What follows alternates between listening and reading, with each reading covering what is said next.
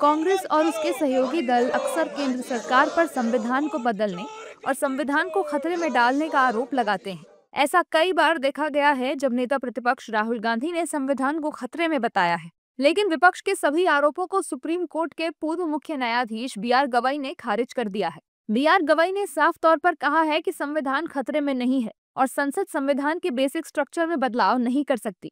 1973 का जो केशवानंद भारती का जजमेंट है, उस जजमेंट में क्लियरली 13 जज का जजमेंट है, उन्होंने होल्ड किया है कि पार्लियामेंट को इस कॉन्स्टिट्यूशन का जो बेसिक स्ट्रक्चर है, जो उसका मूलभूत ढांचा है, उसको बदलने का कोई अधिकार नहीं है। और इस जजमेंट क्लियर है, 13 जजों का judgment is binding on all the institutions, be it judiciary, be it executive and be it the parliament. तो ये जजमेंट होने के बाद में ऐसी कोई धारणा अगर कोई रखता है तो मेरे हिसाब से वो it's not just. Justice B R. Gavai के इस बयान ने बीजेपी को एक बार फिर विपक्ष पर हमले का मौका दे दिया है।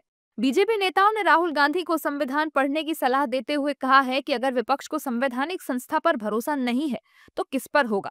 अगर कांग्रेस नेताओं के कान में अगर कोई रुई है, फंसी है, तो कान की रुई निकाल करके ये आदरणीय पूर्व न्यायपालिका के देश के प्रमुख गवई साहब का ये बयान सुने और जो राजनीति से प्रेरित है, ओछी राजनीति से प्रेरित है, देश का सारा प्रतिपक्ष सुने और कम से कम उनको चीफ जस्टिस ऑफ इंडिया पूर्व उनके बयान को तो स्वीकार करना होगा। मैं समझता हूँ जस्टिस गवई के इस बयान के बाद वो स्थिति बहुत स्पष्ट हो जानी चाहिए। जो लोग अपनी राजनीति के कारण से आए दिन इस आरोप को लगाते हैं कि सुप्रीम कोर्ट सरकार के दबाव में काम करता है।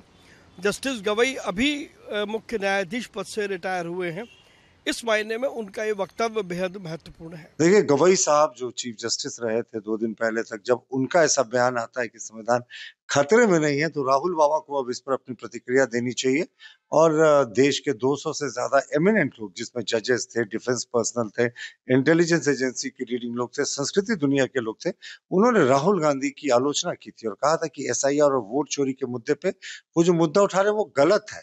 और संविधान को बदलने की कोशिश तो कांग्रेस ने की थी, 42वां संशोधन लाके, जिसमें पूरे संविधान की आत्मा का एक तरीके से हत्या का प्रयास किया गया था, जिसे सुप्रीम कोर्ट ने Minerva versus union of India case में जिसके आपत्तिजनक प्रावधानों को स्ट्राइक डाउन कर दिया था। इस बात का मिस्टर गवई साहब, जो हमारे माननीय सुप्रीम कोर्ट के न्यायाधीश हैं, अब वो रिटायर हो गए हैं, उनका सीट्स के जाने के बाद इस प्रकार की टिप्पणी करना, यह भारत के लोकतंत्र की आत्मा की उनकी आवाज है।